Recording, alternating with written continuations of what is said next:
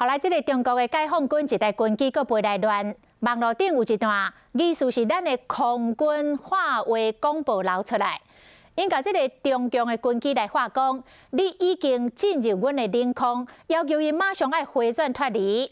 过去这个阿强的无人机若来乱，咱的广播放送拢是讲你侵扰到阮的空域，即摆竟然变做已经进入阮的领空，这代志是真大条哦。也毋过，这个国防部的副部长来澄清讲，这阿强的无人机并无进入咱的空域。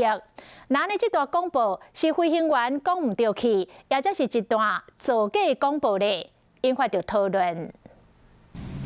中国解放军昨派出来云白粉战机甲侦察机，敢有入侵台湾的领空？这段放送伫网络流传。中华民国空军广播，位于台湾西南空域，高度6600公尺的中共机器，注意！你已进入我领空，影响我飞行安全，立即回转脱离。依照并且专业台湾西南空域所录到这个对话，空军头一摆向解放军话话讲你已经进入我方的领空，也毋过国防部副部长张铁平伫立法院有解说。昨天我确定一件事是要飞机没有进入领空，因为所有我们在空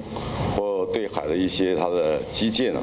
我们都有我们的应处的原则和规定，我们都按照规定来做。到底是飞行员讲唔对去，还是放送是假？引起热烈的讨论。依照空军司令部发布的动态，强机侵入咱西南边空域，空军马上升空应对，放送赶走，并且与防空飞弹对干。领空的概念是延续领海而来的，那基本上是一般界定12海里侵入领空的来讲不明机基本上是有被击落的可能这是国际的通理防空识别区是